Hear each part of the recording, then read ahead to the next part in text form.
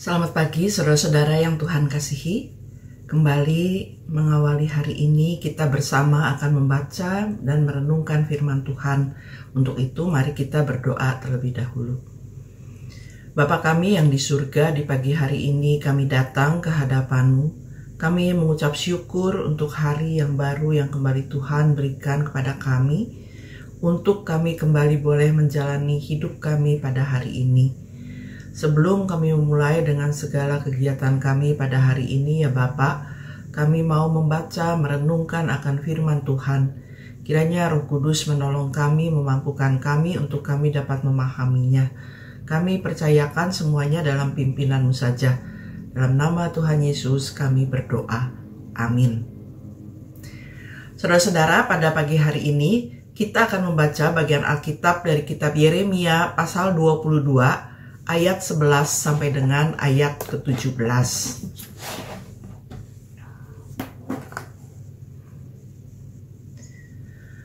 Sebab beginilah firman Tuhan mengenai Salum bin Yosia Raja Yehuda yang menjadi raja menggantikan Yosia ayahnya dan meninggalkan tempat ini. Ia tidak akan kembali lagi ke sini, tetapi ia akan meninggal di tempat pembuangannya dan tidak akan melihat negeri ini lagi. Sungguh celaka dia yang membangun istananya tidak berdasarkan kebenaran dan ruang-ruang atasnya tidak berdasarkan keadilan, yang mempekerjakan sesamanya dengan cuma-cuma dan tidak memberi upah kepadanya. Yang berkata, "Aku hendak mendirikan bagiku istana yang besar dan ruang-ruang atas yang luas." Lalu ia meretasnya untuk membuat jendela, melapisinya dengan kayu aras, dan mengecatnya merah. Apakah kau kira engkau menjadi raja jika engkau bertanding dalam pemakaian kayu aras? Bukankah ayahmu makan dan minum, melakukan keadilan dan kebenaran, sehingga baiklah itu baginya? Ia membela perkara orang sengsara dan orang miskin, sehingga semuanya baik. Bukankah itu artinya mengenal aku? Demikianlah firman Tuhan. Akan tetapi matamu dan hatimu tertuju pada keuntungan gelap, pada penumpahan darah orang yang tak bersalah, pada pemerasan dan penganiayaan. Saudara-saudara, kita lihat di ayat yang terakhir tadi, katakan, akan tetapi matamu dan hatimu tertuju pada keuntungan gelap, pada penumpahan darah orang yang tak bersalah, pada pemerasan dan penganiayaan. Saudara-saudara yang Tuhan kasihi, keuntungan gelap, apa itu? Dari apa yang Nabi Yeremia katakan, boleh dibilang keuntungan gelap adalah keuntungan untuk diri sendiri, untuk kepentingan diri, untuk mendapat pujian dari orang lain dengan apa yang dimiliki, terutama yang terlihat oleh mata, dan tentunya tidak memikirkan orang lain yang mengerjakannya, memaksa orang lain mengerjakannya tanpa imbalan yang seharusnya, membuat tentu saja mereka menderita. Kalau sekarang dikatakan dia akan berbahagia di atas penderitaan orang lain. Melalui Nabi Yeremia, Tuhan memberi peringatan keras kepada Raja Yoyakim yang pada masa itu menjadi Raja Yehuda. Dan bukan hanya peringatan saja, tapi Tuhan juga menyatakan bahwa kehidupan Yoyakim dan pemerintahannya akan berakhir. Berakhir dengan kehancuran karena ketidaktaatannya dan juga perilakunya yang tidak adil. Dia seorang raja yang tentunya memiliki kekuasaan, tetapi ia tidak berjalan dalam jalan Tuhan. Dalam ayat 13 sampai dengan 17 jelas digambarkan bagaimana Yoyakim sebagai seorang raja menindas rakyatnya, membangun istana dengan cara yang tidak adil, serta mengejar kekayaan melalui penindasan dan ketidakbenaran. Dia lupa bahwa sebagai seorang raja seharusnya bukan malah menindas atau memperkaya diri sendiri. Seorang raja adalah untuk melayani Tuhan dan rakyatnya dengan adil. Saudara, Tuhan ingin kita juga memahami bahwa kerajaan, kekuasaan, dan posisi tinggi di dunia ini tidak dijamin akan kekal, terutama jika hidup kita dalam ketidaktaatan dan ketidakadilan. Peringatan Tuhan bagi kita yang dalam hidup seringkali dikelilingi oleh godaan untuk mengejar kesuksesan duniawi, kekayaan dan kuasa. Kita perlu ingat bahwa semua itu hanya sementara. Dan jika kita tidak hidup dalam kebenaran dan keadilan, Tuhan tidak akan memberkati kehidupan kita. Walaupun bisa saja orang sekitar kita yang melihat kehidupan kita rasanya enak, nyaman, akan mengatakan bahwa hidup kita diberkati Tuhan. Tapi percayalah bahwa itu pun hanya sementara. Dan itu yang pernah Tuhan katakan, mereka sudah mendapat upahnya.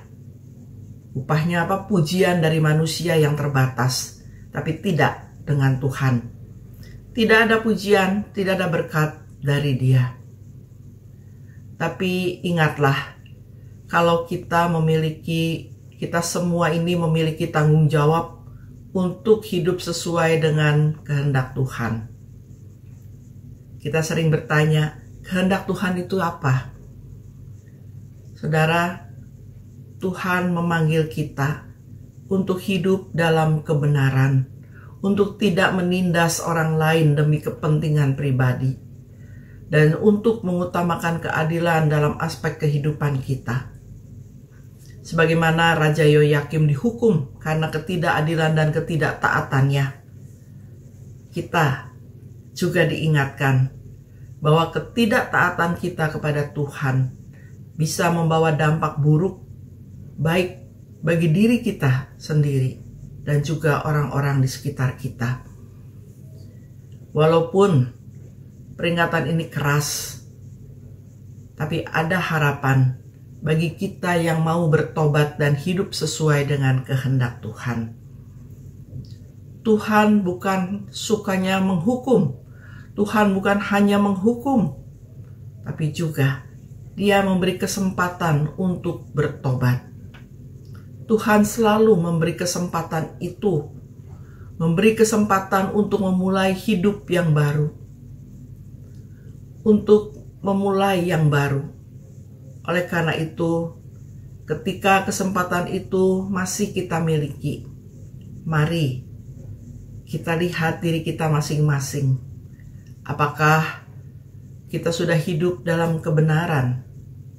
Apakah kita sudah berusaha untuk bersikap adil dan tidak menindas sesama kita yang lebih lemah untuk keuntungan pribadi?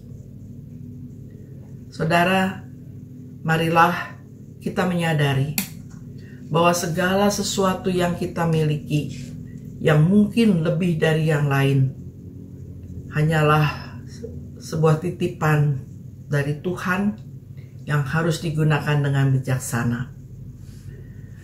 Karena itu, biarlah dalam menjalani hidup ini kita mengingat akan firman Tuhan, bahwa segala sesuatu sekali lagi yang kita miliki hanyalah titipan dari Tuhan, untuk kita dapat mengelolanya dengan baik, untuk kita dapat menjalani kehidupan kita dengan baik dan bertanggung jawab.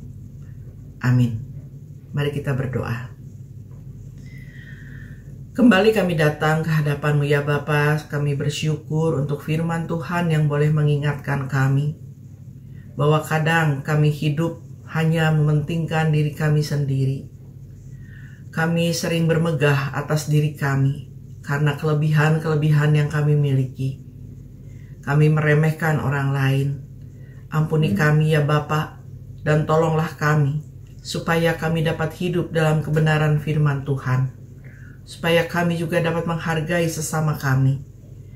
Bapa, Kami mau mempercayakan hidup kami dalam pimpinan-Mu, hingga kami boleh melakukan apa yang baik dan benar. Terima kasih ya Bapa, kami percayakan hari ini, hari yang akan kami jalani juga, dengan segala tugas tanggung jawab yang harus kami lakukan, hanya di dalam pimpinan dan penyertaan-Mu saja, hingga kami dimampukan melewati hari ini juga dengan baik dan benar. Terima kasih Bapa. Dalam nama Tuhan Yesus kami berdoa dan bersyukur. Amin. Selamat berkarya saudara-saudara. Tuhan menyertai, Tuhan memberkati. Bagi Bapak Ibu yang memiliki pergumulan khusus dan ingin didoakan, bisa menghubungi rekan-rekan pendeta di nomor berikut.